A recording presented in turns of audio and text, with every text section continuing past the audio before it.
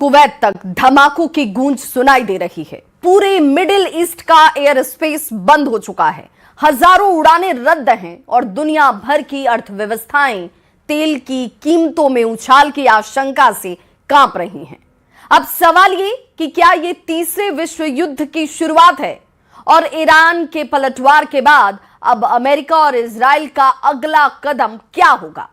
और सबसे अहम बात कि खाड़ी देशों में फंसे लाखों लोगों की सुरक्षा आखिर सुनिश्चित कैसे होगी?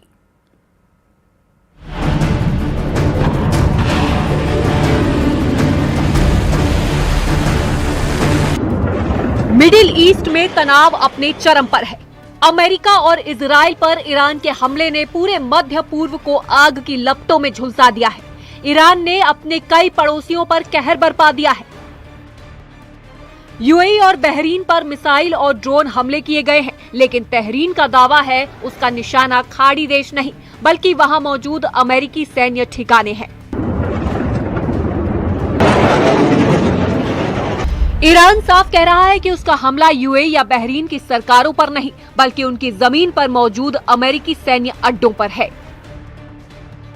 बहरीन की राजधानी मनामा में यूएस नेवी के 5th फ्लीट का मुख्यालय है, जो खाड़ी, लाल सागर और हिंद महासागर के हिस्सों में अमेरिकी अभियानों की कमान संभालता है। मिसाइल हमले में इसी मुख्यालय को निशाना बनाए जाने की पुष्टि बहरीन ने की है। संयुक्त अरब अमीरात में भी अमेरिका की सैन्य मौजूदगी सीमित लेकिन रणनीतिक रूप से बेहद अहम है। अबू धाबी के दक्षिण में मौजूद अल दहाफरा एयरबेस अमेरिकी वायुसेना का प्रमुख ऑपरेशनल बेस है। यहां से अमेरिकी और यूएई वायुसेना संयुक्त रूप से ऑपरेशन चलाती है। निगरानी विमान, फाइटर जेट और ड्रोन ऑपरेशन इसी बेस में संचालित होते हैं। इसके अलावा दुबई का जेबेल अली पोर्ट मिडिल ईस्ट में अमेरिकी नौसेना का सबसे बड़ा पोर्ट ऑफ कॉल है। ये आधिकारिक सैन्य अड्डा नहीं है, लेकिन अमेरिकी एयरक्राफ्ट कैरियर और वॉरशिप्स यहाँ नियमित रूप से आते जाते हैं। उधर भारत ने उन विदेशी नागरिकों की मदद करने की पेशकश की है जो मिडिल ईस्ट और खाड़ी क्षेत्र में चल रही झड़पों की वजह से भारत में फंसे हुए हैं और जिन्हें अपने ट्रैवल प्लान बदलने पड़े हैं।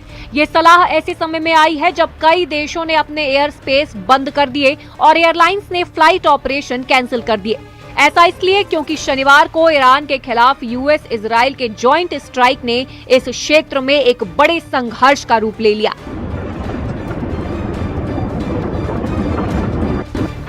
इस बीच भारतीय विदेश मंत्रालय ने सभी पक्षों से अपील की है कि वे मिडिल ईस्ट में चल रहे तनाव के बीच आम लोगों की सुरक्षा को प्राथमिकता दें और बातचीत और डिप्लोमेसी के जरिए तनाव को सुलझाएं। वहीं खाड़ी देशों में फंसे भारतीय नागरिकों के लिए भी एक्शन प्लान तैयार किया जा चुका है। ऐसा पहली बार नहीं है जब भारत ने युद्ध क्षेत्र से भारतीय नागरिकों को बेहद तेजी के साथ सुरक्षित बाहर निकाला हो।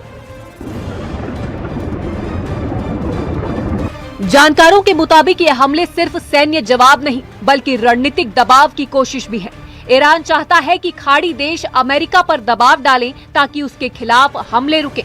यानी तस्वीर साफ है, ईरान पड़ोसियों को नहीं बल्कि उनकी जमीन पर मौजूद अमेरिकी ताकत को संदेश दे रहा है। लेकिन इस जवाबी कार्रवाई ने पूरे मिडिल ईस्ट को अस्थिरता के नए दौर में ढकेल दिया है। Bureau report, news 18।